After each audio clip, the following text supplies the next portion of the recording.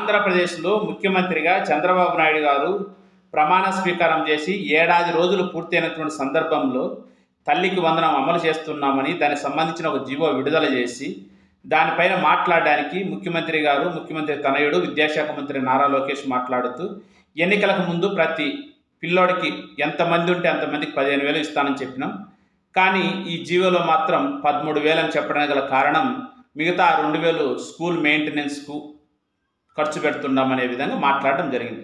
సరే, వాస్తవంగా ఇంతకుముందు జగన్మోహన్ రెడ్డి గారు ఉండగా కూడా ఫస్ట్ సంవత్సరం 1,000, మళ్ళా సంవత్సరం 2,000 కట్ చేసుకోవడం జరిగింది. ఆయన కూడా 15,000 చెప్పి ఓకే రైట్, దానికి ఎవరికి అభ్యంతరం కూడా లేదు. ఎందుకంటే పరిసర ప్రాంతాలు నీట్గా ఉండాలి పిల్లలకి.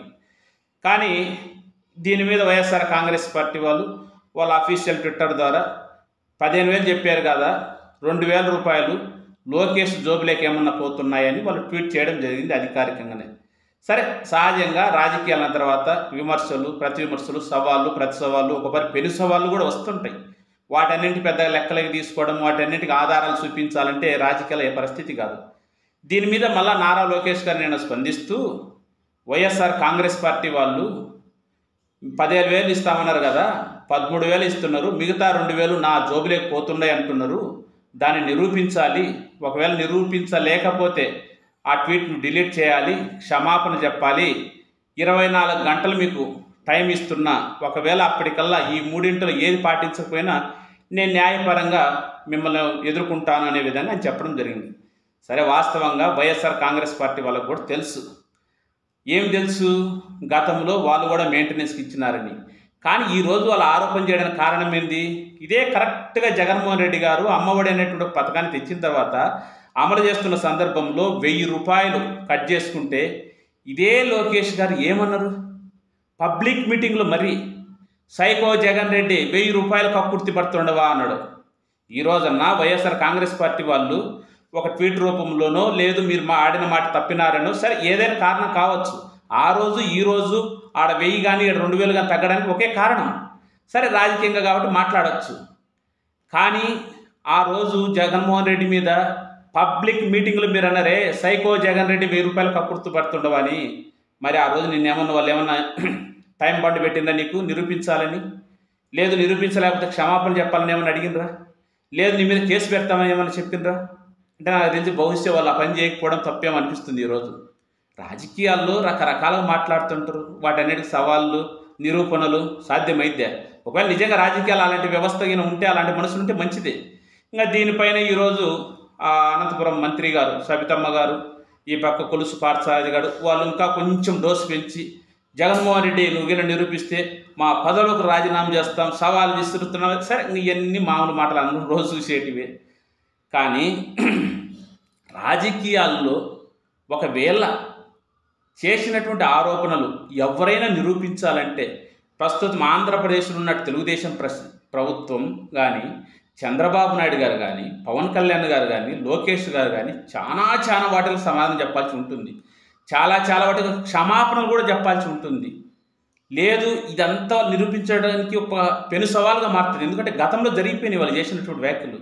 ప్రస్తుతం మీరు అధికారంలో ఉండరు కాబట్టి, ఇప్పుడు మనకు కాలం నడుస్తుంది కాబట్టి, చెప్పింది చేస్తున్నది ప్రతిదీ కనపడుతుంది కాబట్టి ఎవరైనా అడుగుతారు. ఇది ఒక సవాల్ లాంటిది నిరూపించాలంటే. కానీ గతం లేకపోతే అది మీకు ఎంత పెను సవాలుగా మారుతుంది? ఎన్ని ఆరోపణలు చేశారండి? వాటన్ని నిరూపించగలుగుతారా మీరు? ఒకవేళ నిరూపించలేదు కాబట్టి ఇప్పుడు మీ మీద కేసులు పెట్టాలనా? న్యాయపరంగా పోవాలనా? ఎక్కువ ఏమొద్దు, కొన్ని అంశాలు తీసుకుందాం. రాష్ట్రంలో శాంతి భద్రతల గురించి ఏం మాట్లాడారు? 30,000 మంది అమ్మాయిలు మిస్ అయిపోయినారు, బాలికలు అమ్మాయిలు అని అన్నారు. తర్వాత అదే మీరు అధికారంలోకి వచ్చిన తర్వాత లేదు 30 మంది, అందులో కేవలం 3 మాత్రం మిస్ అయినారన్నారు. అంటే దీన్ని నిరూపించగలుగుతారా మీరు? కాబట్టి నిరూపించలేదు కాబట్టి మీ మీద చట్టపరమైనటువంటి చర్యలు తీసుకోవడం, లేదు మిమ్మల్ని క్షమాపణ కోరడం రాజకీయాల్లో సాధ్యమవుతుందే. రాష్ట్ర అప్పుల గురించి కూడా అట్లే సేమ్ అలానే 14 లక్షల కోట్లు శ్రీలంక, బర్మా అన్నారు. కానీ తీరా చూచి 5 లక్షల కోట్లు. దానికి ఏమైనా క్షమాపణ చెప్పగలుగుతారా? ఆధారాలు నిరూపించగలుగుతారా? చాలా ఉన్నాయి, ఒకటేనే కాదు. ఆ రోజు చాలా ఇంకా పోతే ఒక రకంగా డెప్త్ పోతే పర్సనల్ కూడా చాలా ఆరోపణలు చేశారు. సరే, రాజకీయంగా పర్సనల్ చేసే వాటికి విలువ ఉండకపోవచ్చు. సాధారణంగా మన ఆంధ్రప్రదేశ్లో ఇటు జగన్మోహన్ రెడ్డి గారి కుటుంబం మీద కానీ, అటు చంద్రబాబు నాయుడు గారి కుటుంబం మీద కానీ, పవన్ కళ్యాణ్ గారి కుటుంబం మీద సోషల్ మీడియా వేదికగా పడనోళ్ళు, గిట్టనోళ్ళు రకరకాల అభిమానంతోనో లేదా ఒక ఉన్మాదంతోనో ఆరోపణలు చేస్తుంటారు అనుకుందాం. కానీ జగన్మోహన్ రెడ్డి మీద కుటుంబం చేసినటువంటి విమర్శలు కానీ, అన్ని సోషల్ మీడియా టార్గెట్లు కానీ ఏ కుటుంబం మీద జరగలేదు. సరే, అది పర్సనల్ వదిలేద్దు. ఇదంతా బాగుంది అంటే మనకు ఫైనల్గా అర్థమైంది ఏంటంటే, గతంలో ఏదన్నా ఒకటి జరిగితే దాని ఆధారంగా చేసుకొని ఇది నిరూపించండి, ఇది తప్పు అయితే క్షమాపణలు చెప్పండి అనేటువంటి వాటికి అవకాశం లేదు రాజకీయాలు, ప్రస్తుత రాజకీయాల్లో. సరే, ఇది ఒకవైపు అయితే నిన్న నుంచి తెలుగుదేశానికి సంబంధించిన మీడియా కానీ, ముఖ్యంగా యూట్యూబ్ ఛానల్ కానీ, మళ్ళీ మనం కొందరు పేర్లు చెప్తే వాళ్ళు ఏదో వాళ్ళ పేర్లతో బతికిపోతున్నామని, వాళ్ళ ఫోటోలతో మనం బతుకుతున్నామనేటువంటి ఫీలింగ్ కొందరికి ఉంది.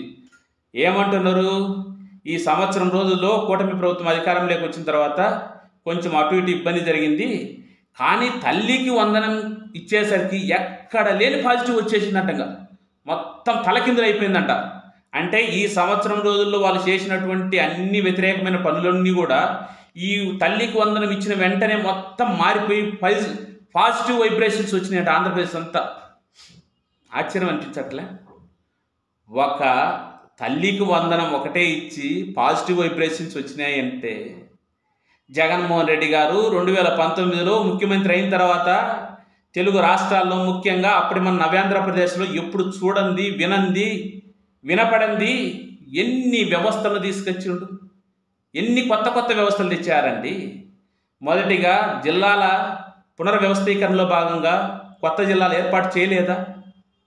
అదేవిధంగా గ్రామ స్వరాజ్యం దిశగా సచివాలయ వ్యవస్థను తెచ్చి సచివాలయంలో శాశ్వత ప్రాతిపదికన ప్రభుత్వ ఉద్యోగులుగా ఏకకాలంలో 1,27,000 మంది ప్రభుత్వ ఉద్యోగులు నియమించి ప్రజల సేవల కోసం నియమించలేదా? ఆ తర్వాత ఇంటింటికి ఇంకా ప్రజాసేవలు అందియాలని 2,47,000 మందిని వాలంటీర్లు నియమించలేదా? ఆ తర్వాత మనం ఎప్పుడు చూడనటువంటిది ప్రతి ఊర్లో ఒక సచివాలయం, ఆర్బీకేలు, తర్వాత ఆర్బీకేలలో రకరకాల విత్తనాలు అక్కడి నుంచి డిస్ట్రిబ్యూట్ చేయడం, ధాన్యం కొనుగోలు చేయడం, ఇలాంటి సిస్టమ్ మనం ఎప్పుడన్నా చూసినామా? పేదలకు కావాల్సినటువంటి రేషన్ ఇంటికి తీసుకుపోయి ఇవ్వడం మనం ఎప్పుడన్నా చూసినామా? మొత్తం ప్రజలకు కావాల్సిన సేవలన్నింటినీ ఇంటి దగ్గరకే తీసుకుపోయి ఇచ్చినటువంటి ప్రభుత్వాన్ని ఎప్పుడన్నా చూసినామా? అదేవిధంగా అభివృద్ధి పరంగా తీసుకుంటే రాష్ట్రంలో ఏకకాలంలో 17 కాలేజీలకు, 17 మెడికల్ కాలేజీలకు ఒకే పర్మిషన్లు తెచ్చి అందులో 5-6 పూర్తయి మిగతా ఈ నిర్మాణ దశలు నిలిపినటువంటి సందర్భం ఎప్పుడన్నా చూసినామా?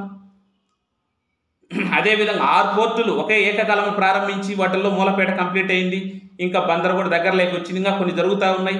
అదేవిధంగా ఉద్దాన సమస్యలు ఎన్నో ఏళ్ల మించి ఉన్నటువంటి సమస్య తీర్చగలిగిందా? ఇలా వ్యవస్థలో జగన్మోహన్ రెడ్డి గారు తెచ్చిన మార్పులు ఎంత విప్లవాత్మకమైనటువంటి మార్పులు. విద్యా వ్యవస్థలు తీసుకుంటే పాడైపోయినటువంటి స్కూళ్లను కార్పొరేట్ స్కూళ్లకు ధీటుగా నిలబెట్టాలనే ఉద్దేశంతో నాడు నేడు కింద బ్రహ్మాండంగా వాటి రూపురేఖలు మార్చి మౌలిక సదుపాయాలు కల్పించి పిల్లలకు ఐబీసీఎల్ఎస్ సిలబస్, టోఫెల్, సిబిఎస్ఈ ఇలాంటి పెద్ద పెద్ద ఆలోచనలు చేయలేదా? ఇంగ్లీష్ మీడియం ఒక పక్కన కొనసాగుతూ తెలుగును కూడా మర్చిపోకుండా విధంగా బైలింగ్వల్లో పాఠ్యపుస్తకాలు ముద్రించి ఆ విధంగా విద్యా విధానాన్ని కొనసాగించలేదా? ఎన్ని కొనసాగించలేదండి? అంటే ఇన్ని జగన్మోహన్ రెడ్డి గారు చేస్తే అప్పుడు లేని వైబ్రేషన్స్ అంతవరకు ఎప్పుడైనా చూడలే. అమ్మఒడి అనేది అసలు ఎప్పుడైనా విన్నామా? అది కేవలం జగన్మోహన్ రెడ్డి గారి యొక్క ఆలోచన, ఆయన మానస పుత్రిక చెప్పుకోవచ్చు ఆ పథకం. సరే, ఎవరు అమలు చేసినా మనకి ఇబ్బంది ఏం లేదు. మీరు ఒక్క తల్లికి వందనం ఒక్కటి అమలు చేసి పాజిటివ్ వైబ్రేషన్స్ వచ్చినాయి, ఇంకంతా అయిపోయింది, నెక్స్ట్ ఎన్నికల్లో మళ్ళీ కూటమి ప్రభుత్వమే గెలుస్తుంది అనేటువంటి ప్రచారం చేస్తుంటే, వ్యవస్థ ఎప్పుడు చూడని ఒక వ్యవస్థలో మార్పులు జగన్మోహన్ రెడ్డి గారు ఎన్నో రకాలుగా తెస్తే చివరికి ఏమైంది? ఫలితం ఏమైంది? 11 సీట్లకు వచ్చినాయి. సరే, దానికి కారణాలు రకరకాలు ఉండొచ్చు. కానీ ఇప్పుడు కొందరు మేధావులు ఏమంటున్నారు, సరే తెలుగుదేశం ప్రభుత్వం సూపర్ 6 కాకుండా అంటే కూటమి ఎన్నికలకు ముందు ఇంకా 143 హామీలు ఇచ్చింది. ఒక రకంగా చెప్పాలంటే నియోజకవర్గానికి ఒక హామీ కూడా ఇవ్వడం జరిగింది. సరే, మళ్ళీ అది డెప్త్ లేకపోతే పెద్ద ఇదే అవుతుంది. వీటిలో చాలా ఉన్నాయి. జస్ట్ ఈరోజు ఏంటంటే వాళ్ళు ఏదో మీడియా బలం ఉంది అని అనుకుంటున్నారు, కానీ వాస్తవంగా వీళ్ళు ఎన్నికలకు ముందు చెప్పినటువంటి సూపర్ 6 వేరు, ఈరోజు వీళ్ళు అమలుపరుస్తున్నటువంటి సూపర్ 6 వేరు. ఆ రోజు మహాశక్తిలో భాగంగా 4 రిచ్, తర్వాత నీటికి సంబంధించి, అన్నదాతకు సంబంధించి, తర్వాత బీసీ రక్షణ చట్టం అని ఇలా కొన్ని చెప్పిండ్రు. కానీ వాటన్నిటి పక్కన పెట్టేసి వాటిల్లో కొన్నింటి మాట ఇక్కడ తీసుకొచ్చి మేమేదో అమలు చేస్తామని అంటున్నాం. ఎక్కడండి?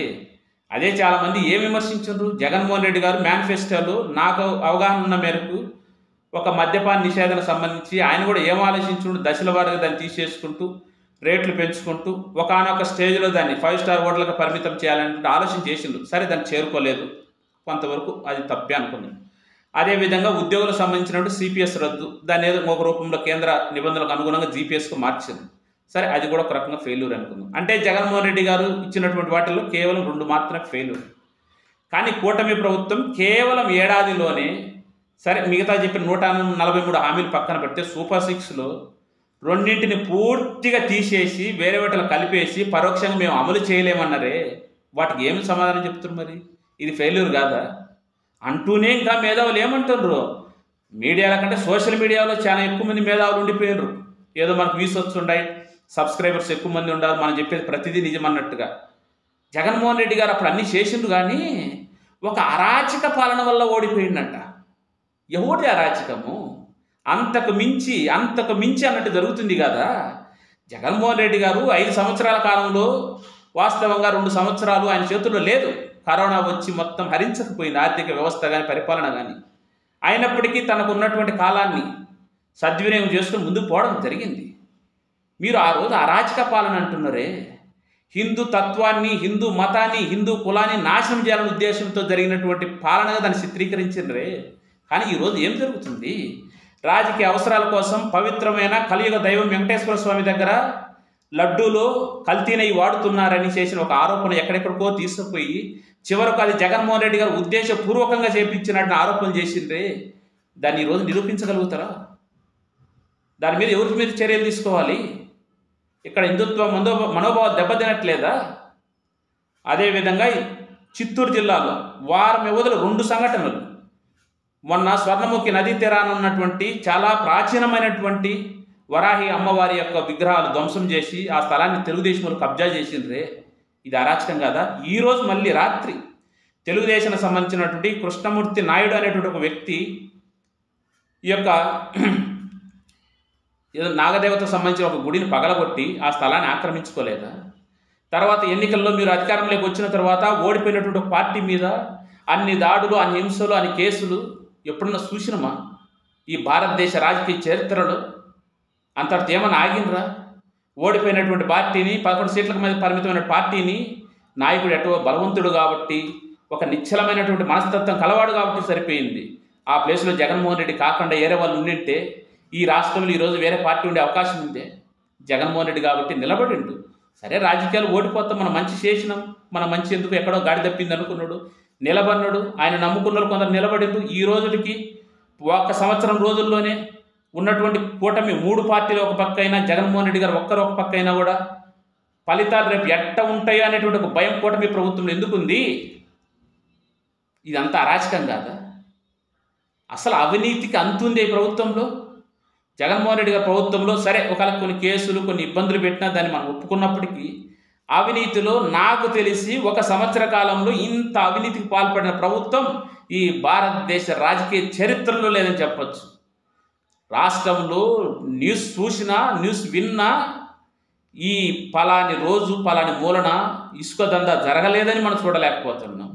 మద్యం విచ్చలవిడిగా గ్రామ స్థాయిలకు, ఇంటి స్థాయికి దాన్ని తీసుకుపోయి తాగి ఊగించి ఆ ఊగినోళ్ళు మానసిక స్థితి సరిగా లేక బాలికలు, మహిళలు, 3 సంవత్సరాల పిల్లల మీద కూడా కర్కశత్వానికి పాల్పడేటువంటి మానసిక స్థితి తెచ్చిండ్రే. ఇది అరాచకం కాదా? ఇది అరాచకం కాదా? చూసినాం ఇంతకుముందు ఎప్పుడో సంవత్సరానికి ఒకసారి ఎక్కడైనా ఎర్రచందనం పట్టుబడేది. ఈరోజు వారంలో ఆ మూలనో ఈ మూలనో ఎక్కడో చాటు ఎర్రచందనం పట్టుబడుతుంది. దాని వెనకాల ఎవరున్నారు? అందరికి తెలియదా? ఆ రోజు గంజాయి గురించి ఎన్నెన్నో చెప్పిండ్రు, కానీ ఈరోజు నిత్యం దాని గురించి మాట్లాడడం అనవసరమైనటువంటి విధంగా ఏర్పడింది.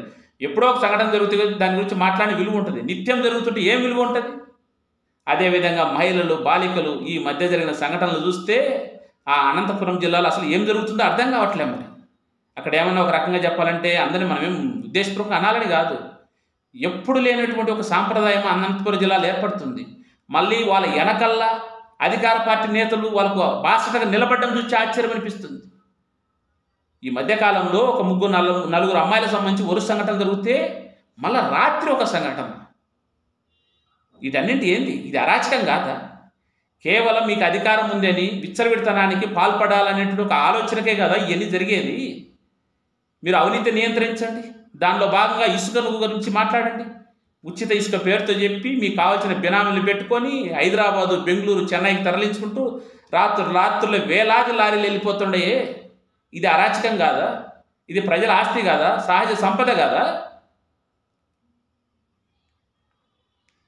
అదేవిధంగా ఇంకా లిక్కర్ గతంలో ఎన్నో ఆరోపణలు చేసిండ్రు, నకిలీ మద్యం అని. పోనీ జగన్మోహన్ రెడ్డి గారు నకిలీ మద్యం అయితే ఆ మద్యం ఎంతో కొంత ఎక్కడో సాటి ఉండింటిగా మీరు అధికారంలోకి వచ్చాక ఆ డిపోలలో దాన్ని ఏమైనా ల్యాబులు పంపించి ఇదో పలాని కలిసినాయి, ఇది నకిలీ మద్యం అని నిరూపించగలిగినరా? ఏం లేదు. మీడియా ఉంది, నోరు ఉంది, మాట్లాడాలి. మనం ఏం మాట్లాడినా మనకి ఎక్కువ మీడియా ఉంది కాబట్టి ఎక్కువ కవరేజ్ వస్తుంది. ఇప్పుడు కూడా కొందరు పనికిమాలను అదే మాటలు మాట్లాడుతున్నారు. జగన్మోహన్ రెడ్డి గారు గతంలో నాణ్యమైన మద్యం ఇవ్వలేదని ఎట్లా చెప్తారయ్యా మీరు? అదేవిధంగా జగన్మోహన్ రెడ్డి గారి బ్రాండ్లు బాగాలేవు అంటారు. ఇప్పుడు డిస్టిలరీకి మన పర్మిషన్ ఇచ్చాం, వాడి ఇష్టం వచ్చిన పేరు పెట్టుకుంటాడు, బూమ్ కాబట్టి బాంబు పెట్టుకుంటాడు. ఇప్పుడు హెరిటేజ్ ఎందుకు పెట్టిండ్రయ్యా? సురిటేజ్ పెట్టండి, లేదా దొడ్ల టైర్ ఉండి దాన్ని గడ్ల టైర్ పెట్టండి. అది సాధ్యమైతే ఇప్పుడు రాష్ట్రంలో ఎన్నో స్కూళ్ళు ఉన్నాయి. నారాయణ స్కూల్ ఎందుకు పెట్టింది దాని పేరు? ఆయన ఇష్టం, ఆయన పర్మిషన్ వచ్చింది కాబట్టి. అట్లా లిక్కర్ వాళ్ళు, డిస్టిలరీలు వాళ్ళు పర్మిషన్ తీసుకుని వాళ్ళు ఇష్టం వచ్చిన కంపెనీలు పేరు పెట్టుకుంటారు. అంత మాత్రం అది మద్యం నకిలీ అయిపోతుంది. ఏం చేయాలో తెలియక ఫలితాలు వచ్చిన వెంటనే దాడులు చేసి దానికి జగన్మోహన్ రెడ్డి భయపడతారనుకొని ఇంకా భయపడపోయేసరికి అది ఆ రెడ్డి అవినీతి చేసినాడు, ఈ రెడ్డి అవినీతి చేసినాడని అవి కుదరక చివరికి లిక్క మద్యం వరకు తెచ్చి ఆ లిక్కర్ మద్యంలో అదో రేపు జగన్మోహన్ రెడ్డి అరెస్ట్ చేయబోతున్నారు, తాడేపల్లి కాడ కూర్చొని గేట్ల కాడ ఏసీబీ వాళ్ళని. అది కుదరకపోయాక మళ్ళీ ఇప్పుడు చివరికి సవాళ్ళకు ప్రతి సవాళ్ళకు వచ్చింది. సవాళ్ళకు ప్రతి సవాళ్ళకు రాజకీయ వ్యవస్థలో చోటు ఉందా? ఉంది. ఎక్కడుంది? ఎవరు ఆఫీసులలో కూర్చొని మాట్లాడుకుని మాత్రమే చోటు ఉంది. అలాగినా నిరూపించాలంటే ఈ రాష్ట్రంలో ఒక రకంగా చెప్పాలంటే లోకేష్ అనేటువంటి ఒక వ్యక్తి తన జీవిత కాలం సరిపోదు సమాధానం చెప్పడానికి. ఇవన్నీ తెలియకుండా ఆయన పెట్టిన డెడ్లైన్ 2 సేపులు అయిపోద్ది. ఏమవుతుందంట? కేసా పెట్టుకోండి, కేసులు ఏమవుతాయి? కేసుల గురించి ఇంకోటి గురించి ఏం కేసులో కొత్తనా? ఒక లైవ్ డిబేట్లో ఒక వ్యక్తి నవ్వినాడని కేసు పెట్టిండ్రే. అది కూడా ఒక అందుకు మంచిగా జరిగింది. నిజంగా కొమ్మినేని శ్రీనివాసరావు అరెస్ట్ అనేది ఈ దేశానికి కానీ ఈ రాష్ట్రానికి ఒక రకం మంచిదే జరిగింది. ఎందుకంటే ఒక వ్యక్తి నవ్వుతే ఓర్చుకోలేనటువంటి ఒక ప్రభుత్వం అని తెలిసిపోయింది. దివంగత నేత రాజశేఖర రెడ్డి గారు ఎక్కడున్నారు? అసెంబ్లీలో ఒక మాట అనేవాడు, నవ్వడం ఒక భోగం, నవ్వలేకపోవడం ఒక రోగం అన్నట్టు. నిజంగా ఆ రోగులకి ఇబ్బంది కలిగినట్టుంది. అర్థమేంటిది అందరికీ ఎవరు ఆ రోగులు? నిరూపించాలంటే చాలా ఉంటాయి సార్.